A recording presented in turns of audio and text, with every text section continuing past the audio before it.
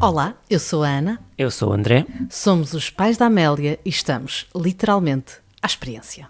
Choro, senso e birra.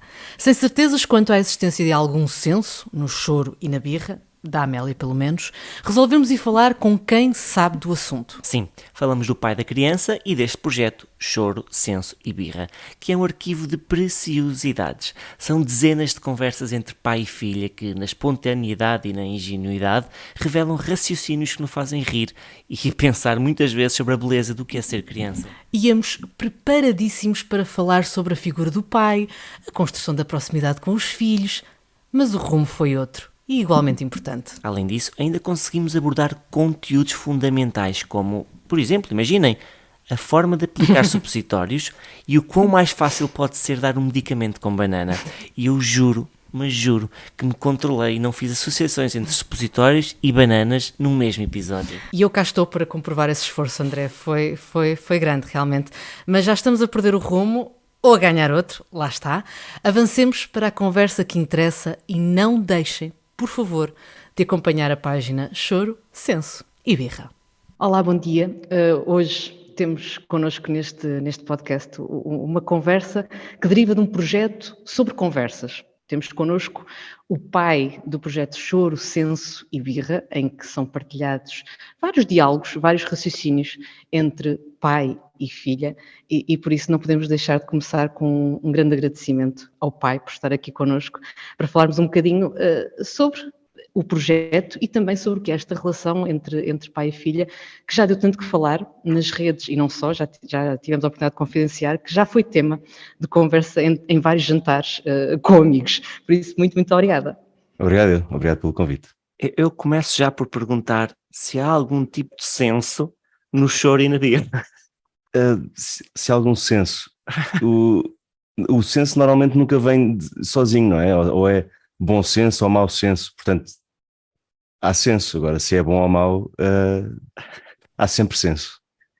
Agora, Depende sempre, é sempre relativo. no choro e na birra, diria que é mau senso. Ou não, ou é uma tentativa de pedir qualquer coisa que não conseguem, não é? Exato, E completamente. é fora desse choro e dessa birra que surgem muitas vezes estes diálogos cheios de senso e que são o mote do projeto? Sim, foi um bocado por aí. Toda esta aventura começou por eu ter sempre um momento ao fim do dia ou à noite mesmo, quando vou deitá-la, neste caso agora deitá-las, porque tenho 2 filhas, mas na altura, por acaso na altura a mais nova já tinha nascido, mas ainda era muito pequenina, por isso não dava para conversar, nem ler as histórias, nem fazer o que fazia com a mais velha. Portanto, comecei sempre à noite a ler uma história e depois da história falávamos 15, 20 minutos. E eu comecei a perceber que ela dizia tantas coisas engraçadas que comecei a registá-las, só para depois um dia ouvir ou para lhe mostrar. Não tinha assim pensado em grandes coisas. Depois lembrei-me que isso poderia evoluir para uma animação do que ela dizia. Mas foi assim uma coisa, nunca foi, obviamente foi pensada, mas foi acontecendo e foi-se construindo, sempre aos poucos, sem haver um grande planeamento. O planeamento foi sempre pensar no passo seguinte, o que é que eu poderia fazer, e não um plano geral do que é que isto era, ou do E que era a agora página. que ela já é um bocadinho mais crescida, ela já sente que tem que ir gravar, já há quase uma preparação, já percebe que vai para esse momento para gravar, ou não? Não, Ou é não, muito espontâneo? não, porque para já não preparamos. A conversa é sempre a mesma, ou seja, não é a conversa, é o dia a dia, Sim. é sempre ler uma história e falar um bocado. Não é que aconteça todos os dias, não acontece obviamente todos os dias. Há dias que já é mais tarde e que já não há história, já nem falamos, e não é uma coisa que seja diária, mas é uma coisa que acontece o mais vezes possível. Ou muitas vezes leio só a história e não converso, e às vezes não leio história e converso. Pronto, não há grande regra. Mas agora perdi-me um bocado, era o quê? Se Ela já tinha Decidir a noção que preparação. isto acontecia. Não, porque ela não sabe sequer que é gravado e não sabe que a página existe, e não lhe quer dizer, que acho que não é a altura. Não é a altura para isso. E esta página tem, para mim, um grande problema, não um grande problema, mas eu debato-me sempre com o problema ético do que é a página, não é? Do que é estar a publicar conversas entre nós que ela não sabe que estão a acontecer. Isso é um problema ético que eu tenho, que eu sei que tenho, e que tento um bocado combatê-lo e, no fundo, tentei um bocado desconstruir todo esse meu problema, que é um problema meu, e perceber que não há problema se for feito da maneira como eu estou a fazer. Pronto, por isso eu também tentei, houve uma altura, até mais no princípio, em que quando a página começou a crescer mais, se eu achei que deveria parar ou não. Isto agora foi uma zona um bocado mais séria, mas foi de facto uma questão que eu pensei na altura. Se parava completamente com isto e cancelava tudo. Depois de pensar um bocado e de até ter falado com a minha mulher e com amigos, percebemos que nestes moldes não havia problema e que se podia continuar. Pronto, e então aí, apesar desse tema, dessa questão de eu gravo as conversas com ela, faço isto porque é engraçado, porque é giro, porque ela em princípio gostará no futuro, e é por prazer, é só prazer isto, não há nenhumas intenções, não há segundas intenções. Portanto, enquanto isso continuar dessa maneira, eu não vejo um grande problema. Não vejo um grande problema. É sempre ali um problemazinho, é uma pedra que está ali, mas não é um grande problema. Eu assumo que eu e a Ana já tivemos desculpa, Ana, a mesma discussão, porque principalmente na primeira temporada do podcast nós tivemos que expor muito a vida, o dia-a-dia, o nosso dia-a-dia e também o dia-a-dia da Amélia, não é? E também passámos por esse momento de estamos a falar demais, não devíamos estar, tudo bem, quando ela tiver 18 anos processa-nos e está tudo tranquilo. Pronto, vamos tentar nesta segunda temporada não expor tanto. É complicado, não é? Porque uma pessoa quer expor os problemas e não é que eu vejo quem o faz, eu não critico e não julgo de maneira nenhuma. Claro, isto é apenas um debate foi uma introspeção, interior. Um debate interior, exatamente. Foi uma introspeção e o pensamento no futuro e quando é que faz sentido dizer-lhe, se faz sentido dizer-lhe. Pronto, tudo isso passou pela cabeça, claro. E vai passando de vez em quando e agora neste momento estou a expô-lo. E hoje vai pensar mais nisso. Vou pensar mais nisso. É bonito porque neste caso é quase uma ponte que eu percebi agora entre estes dois projetos, aqui o Choro Sensível e também o Pais à Experiência, porque uma das coisas que nos levou a arrancar foi pensar, era bonito ela ter uma história dela, uma história contada pelas nossas vozes. É claro que ela não se vai lembrar de tudo isto que viveu nos seus primeiros tempos de vida, nestes primeiros meses, nestes primeiros anos, e portanto há a viva voz dos pais a contar-lhe, Amélia, foi assim. Sim. Claro, com alguma ironia, com algum excesso, algum exagero, só simplesmente para trazer alguma piada. E até para nos vingarmos das birras dela. Que nos fizeram chorar, mas acho que acaba por ser uma recordação, um diário bonito para terem no futuro. Sem dúvida, acho que sim. Acho que sim. E agora, também no seguimento desta reflexão, queria muito perguntar se alguma vez passou pela cabeça do autor deste projeto que quem do outro lado contacta com ele pensasse, bem, isto é também uma mensagem sobre o quão pode ser importante a proximidade entre pai e filha, qual é o papel também do pai nesta equação? Alguma vez passou pela cabeça que isto também estaria em jogo? Não, nada. Até porque é uma coisa que eu não penso, não? Eu acho que a parentalidade acaba por ser, eu acabo por ter momentos em que estou mais próximo e momentos em que estou mais afastado, e eu acho que aí o papel de cada um dos do pai e da mãe são importantes para tentar um bocado colmatar as falhas que um está a ter num momento, ou que o pai está a ter num momento, ou que a mãe está a ter no outro momento. Portanto eu não vejo, nunca pensei sobre isso, tento sempre pensar no que é que eu gostaria enquanto criança, porque eu lembro-me bem de ser criança. Quando somos crianças, normalmente não imaginamos que os adultos sabem o que é isso, não é? Porque são adultos, não somos nós, estamos com os nossos problemas pela primeira vez.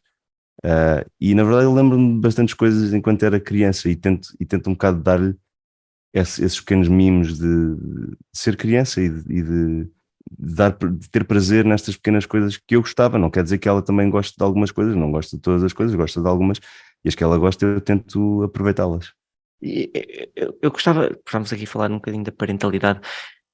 Como é que sentiste e viveste este momento de ser pai?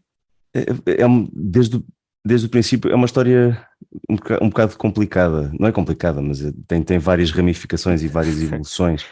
Eu uma vez escrevi um texto para o Cordão, que é uma página onde se pode escrever desabafos, no fundo, da parentalidade, e eu escrevi um texto para o Cordão precisamente sobre isso, sobre a questão de quando a minha primeira filha nasceu, de eu não ter sentido assim uma ligação por aí além.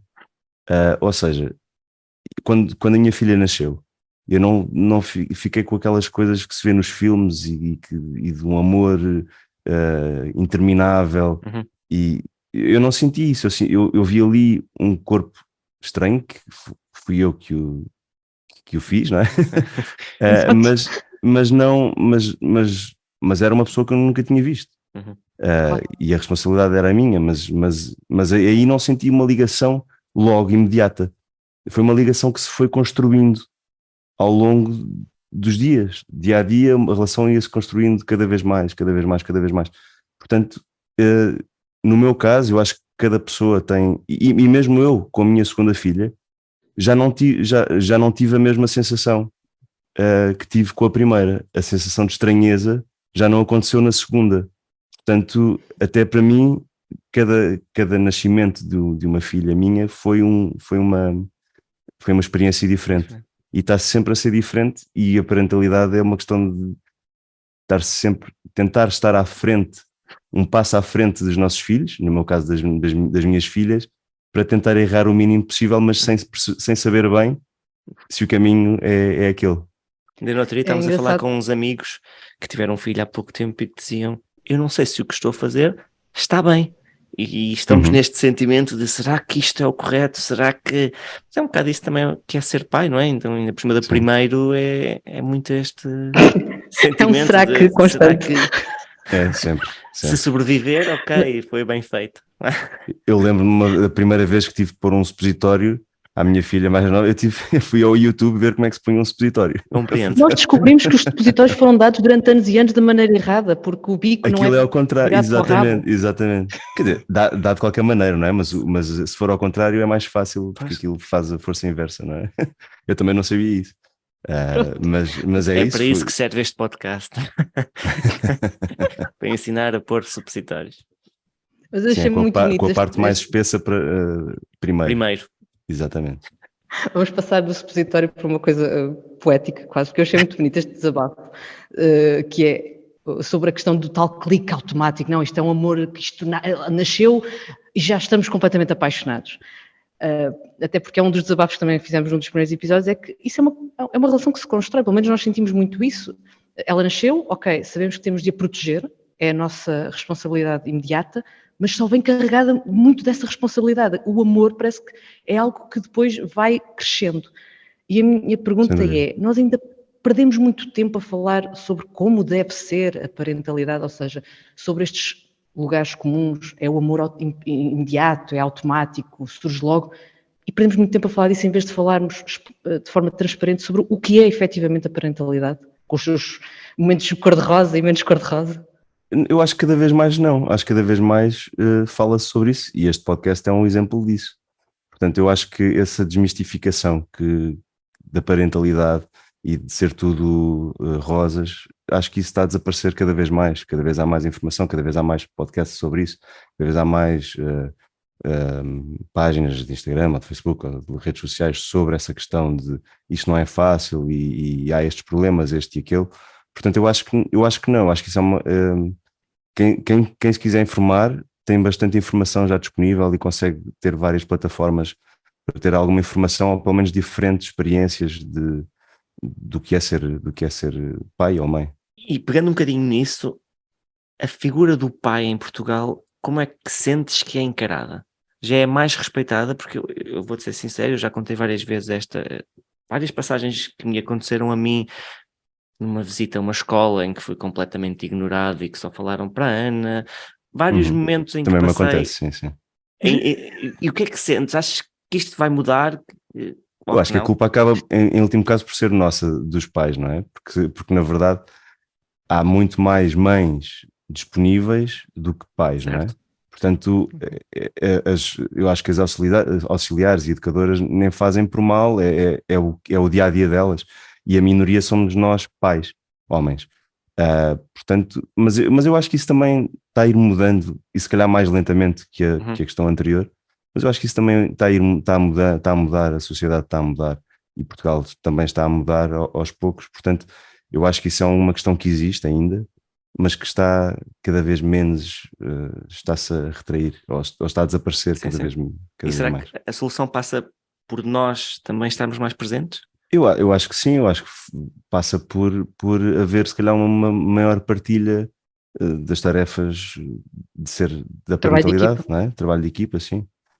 E se passar por aí, transmitiremos às nossas crianças que tanto pode fazer uma mãe aquilo como pode fazer o pai aquilo, que não há diferença, ou não há só aquela tarefa só a mãe que faz. E eu estou a dizer isto, mas há coisas, por exemplo, e isto até é clichê, mas normalmente quem cozinha não sou eu, é a minha mulher, é a mãe. Portanto, mas isso também há famílias, por exemplo, na família da minha mulher, quem cozinha é o pai dela. Portanto, isso é uma questão de gosto. Eu não gosto mesmo, não quer dizer que ela goste também de ter essa tarefa diária, não é? Ou quase diária, porque de vez em quando eu faço uma coisa ou outra, mas muito raramente, ou manda-nos vir. Mas essa tarefa de facto é dela. Mas se for partilhada em outras coisas, por exemplo, há um episódio de Esforço Sem Cibir em que a minha filha fala nisso e diz que o pai é das ferramentas. Isso lá está, isso faz parte da sociedade e nós não o escondemos. Eu gosto mais da parte de arranjar coisas e de tentar. Mas isso não, eu não me sinto culpado por isso. É natural, não foi é imposto. natural, exatamente. Mas não quer dizer que ela o possa fazer ou que eu possa também cozinhar. Pronto, uma coisa não impede a outra. Se tivesse sido ao contrário, estaria tudo bem na mesma. Ou seja, exatamente, neste caso sim. o pai cozinhasse com mais gosto e a mãe arranjasse com mais gosto coisas, também estava tudo bem. E eu acho que essa é a mensagem que nós temos de passar para o outro lado, para o lado das crianças. É que não há problema disso acontecer. E isso é difícil, porque o nosso exemplo também, neste caso, no meu caso específico, estou a manter o estereótipo da mãe cozinha, não é? Portanto, é difícil mesmo para nós. Mas lá está, temos é que quebrar a ideia de que é um estereótipo. Cada família é uma família e tenta funcionar da melhor forma possível. E temos é que acabar com aquela, eu sei que é uma piada, mas aquele body que se oferece muito aos pais, em que ensinamos onde é que está o braço, a perna e o buraco para o pescoço, porque na verdade é isso mesmo, pai e mãe, companheiro, companheira, independentemente do estilo de família que for, a criança tem de encontrar ali sempre um porto seguro, não tem de haver um melhor ou pior, tentamos fazer o melhor possível sempre. Sim, eu acho que é isso. E eu perguntava se, para também fazermos esta evolução positiva na sociedade, em tantas temáticas que falámos aqui nesta conversa, se devíamos estar um bocadinho mais atentos, cada vez mais, aos comportamentos e raciocínios dos mais pequenos, partindo, por exemplo, do mote aqui do projeto. Temos muito a aprender com eles. Sim, eu acho que sim. Até voltando um bocado atrás na pergunta da questão de se era, não era se era combinado, era se era preparado. Se era preparado. Nunca é preparado, até porque a preparação, ou se eu fosse falar com a minha filha com uma coisa preparada e fiz uma vez ou outra, não dá, não funciona, porque ela não vai querer falar sobre isso, ela quer falar sobre outras coisas que podem, que ela pensa e que a fazem querer expressar-se sobre isso, conversar. E enquanto se eu fosse com um assunto qualquer, ela ia dizer que sim ou que não e pronto, e não foi uma coisa que ela pensou. Portanto, essa questão da preparação nunca foi feita, é uma conversa sempre entre os dois, e foi essa ligação que eu tentei sempre criar com ela, de ela contar-me as coisas todas. E, obviamente eu tenho horas e horas, muitas horas de conversa com ela, e obviamente só ponho algumas coisas. Mas nessas coisas ela fala sobre a escola e sobre as amigas falaram mal dela e que, pronto, todos os Coisas problemas que as crianças atormentam, têm, claro. que a atormentam, e que eu tento conversar e explicar-lhe que, por exemplo, ela hoje teve uma conversa de manhã a dizer que tem uma amiga, uma grande amiga dela que tem bigode. E ela diz que não faz mal, mas há outra da turma que está sempre a fazer bullying, a dizer que ela tem bigode. E eu tentei explicar, não há problema nenhum que essa menina tenha bigode, porque eu também tenho pelos, e há pessoas que têm mais pelos, há pessoas que têm menos pelos. Portanto, a questão dela ter bigode não há problema nenhum. E quem está a ser má é essa, pronto, tem aquela conversa natural. Claro. Portanto, Claro, não, mas lá está, uma conversa sobre o tema fundamental, que é a questão da aceitação da diferença e de saber viver com ela. sim. Portanto, é isso, é tentar transmitir no fundo, uma maneira de estar na vida que espero que ela consiga pelo menos perceber que não se faz troça de uma pessoa porque ela tem bigode ou porque não tem bigode. E é uma grande amiga dela e ela sabe e não o faz. Ela disse, pois, eu não digo nada. Mas ela tem bigode, dizia ela. Então, pronto, não faz mal, tem bigode, tem bigode. Maravilhoso. Eu queria falar agora, aqui estava a pensar num top 3 de raciocínios ou conversas entre vocês que conseguias destacar do Choro Sem Recipica. Consegues, assim, de repente, Ah, não sei, dos episódios, sim. dos episódios. Há um que nunca saiu, que nunca foi sequer filmado, que foi assim um episódio que aconteceu, mas que, como é óbvio, como vão perceber, nunca poderia ter sido gravado. Foi quando eu estava a sair, ela era muito nova, devia ter 2 anos e meio, 3, já falava qualquer coisa, devia ter 2 anos e meio.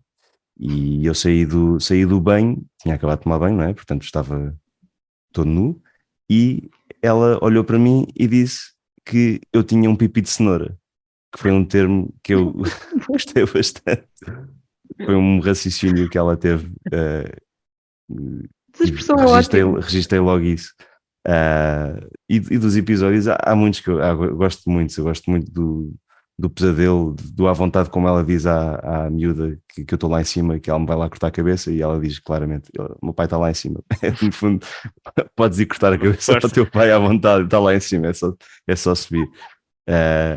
E gosto muito da vida também, de quando ela diz que as vidas são joias, e que aquilo começou-lhe a sair. Não sei muito bem porque é que ela disse aquilo. Deve ter, não sei, talvez a ver com os jogos. Depois há coisas que eu não ligo muito, que ela começa por lá a deambular, e que não são. Eu acho que o engraçado é que depois as pessoas que veem aquilo tentam às vezes dar maior importância àquilo que ela disse, quando na Sim. verdade muitas daquelas coisas são disparates, e que são as coisas que eu acho mais piada, e são depois as que eu faço, que eu animo. É maioritariamente a parte dos disparates que saem, porque é a parte que tem piada, que o resto toda a gente sabe, não é? São conversas normais das crianças que não vale a pena estar a pôr, é gira Sim. quando saem disparates. Claro que sim. E pronto, assim, é isso, são os três episódios que eu gosto muito. Eu acho que tens Gosto que muito, mas gosto registar muito do essa marca Triquini. Qual marca? do pipi de cenoura. Acho que tem que O ser. pipi de cenoura, Sim, sim. tem que ser registado. Isso dá uma marca. Dá. Agora de quê É é isso, que deixar-lhe Exato. já coisas preparadas para o futuro. Pois. Temos de perceber o que é, O que vender o é quê? essa Exato. marca. Sim.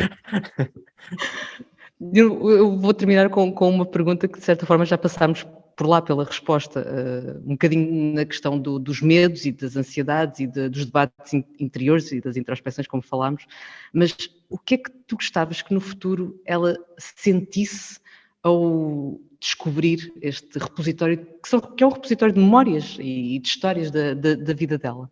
Eu espero que ela, na altura em que souber, que goste, é só o que eu peço, não é?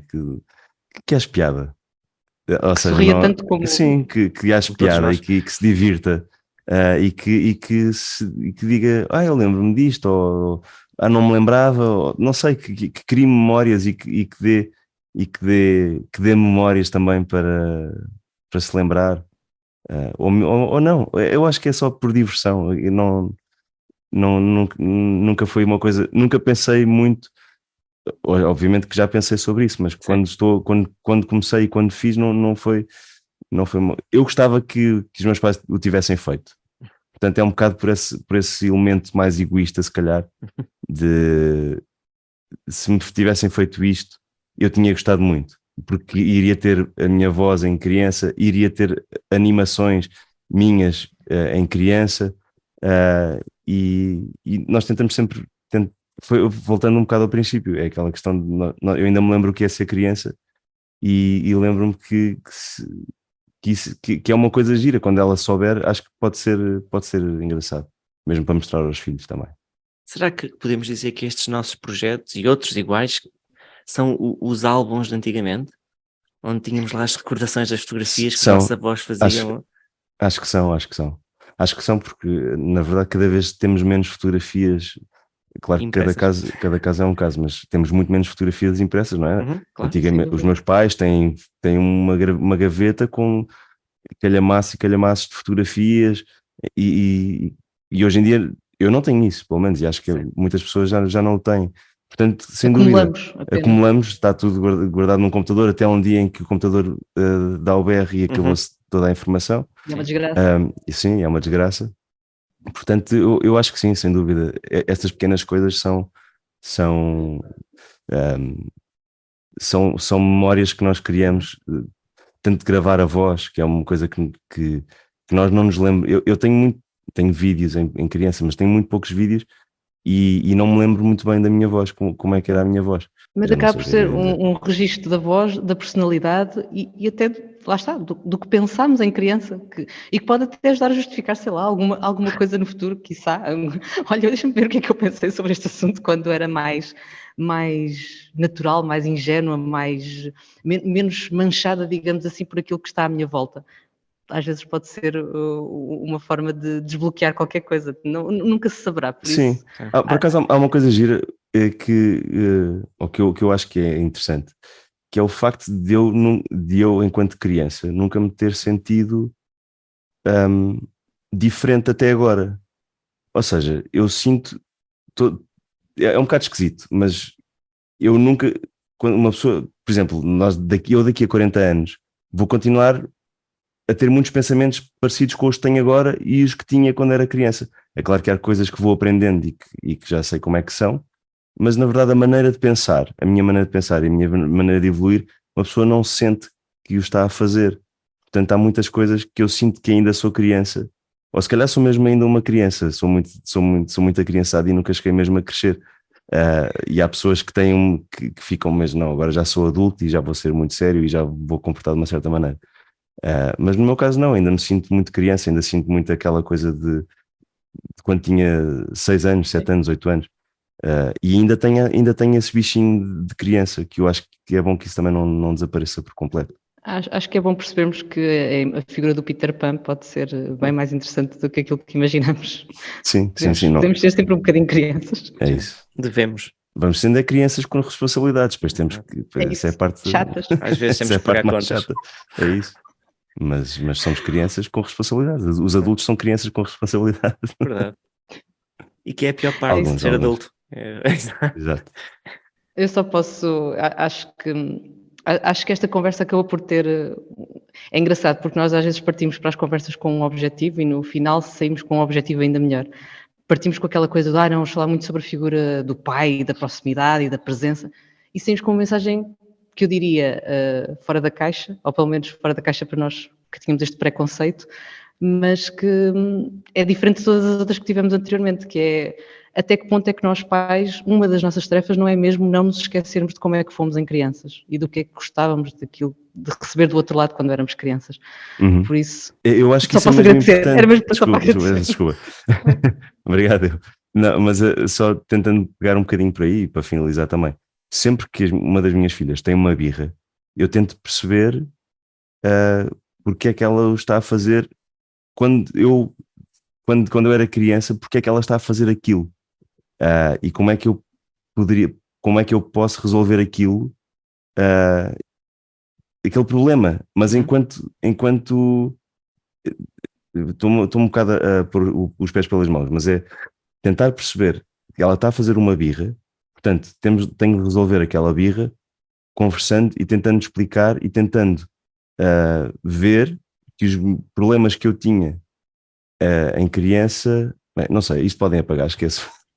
Não, Acho que é mas quase pôr nos sapatos não. dela e É isso, perceber, é isso. eu passei por isto em criança, todos fizemos birras, portanto, como é que eu gostava de ter resolvido a situação, ou porque é que eu estava a fazer a birra? Pensar um bocadinho, o que é que eu fazia com aquela idade? É isso, é isso. Eu acho que o André não se vai zangar comigo, mas isso aconteceu-nos ontem. Nós queríamos que ela tomasse um medicamento, de uma determinada forma, porque ela estava a comer aquela fruta naquele momento. Ela fez uma birra descomunal, nós acabámos todos por nos irritar. Foi aquele momento em que pensámos assim: temos de parar, temos de fazer reset, porque isto não vai melhorar assim. E no final percebemos que bastaria termos misturado o medicamento com banana, porque era mais fácil. Pronto, se calhar. Mais só uma isso. dica, fica mais uma dica: o supositório e o remédio com banana. Com banana. Não ponho o Mas é isso, supositório mas na é banana. tentar resolver o problema com eles e não contra eles, embora muitas vezes seja difícil mantermos esta calma e esta serenidade Sim, naqueles exatamente. momentos mais complicados. É Mas isso, sim, é isso. é isso. Maravilhoso. Obrigada por tudo. Obrigado. Obrigado. Eu nunca pensei dizer isto, mas acredito que nos apetece a todos fazer birra por isto já ter acabado. Verdade, verdade. Muito, muito obrigado ao pai que nos dispensou este tempo para conversar connosco, quando podia estar a conversar com a estrela desta ideia. Sem dúvida, foi uma conversa muito bonita, marcada por algo que não devíamos mesmo esquecer, a magia de ser criança. Entre piadas e com leveza, fica a certeza de que isso nos poderia ajudar nos desafios da parentalidade. Pensar no que pensávamos quando éramos miúdos, no que gostávamos, no que esperávamos dos crescidos, às vezes pode mesmo ser só isso para que o choro e a birra deem lugar ao bom senso de todos. De todos mesmo. Bem sabemos que só parece simples, nem sempre o é no caos do dia-a-dia, depois de um dia louco de trabalho, em que só apetecia mesmo ficar enterrada num sofá a comer fast food. Mas, se nos lembrarmos, sempre podemos ir tentando. E aí está um bom negócio. Mais um. Lembretes. Podíamos criar lembretes e notificações dos pais à experiência, do estilo: vá, não te irrites, respira fundo e explica pela 30ª vez que é importante comer a sopa e que não pode haver bolachas ao jantar. O que é que acham? Não é espetacular esta ideia? É ótima, tão boa como este podcast. Enfim, fica a ideia para pensarmos então sobre ela com carinho e não com desdém.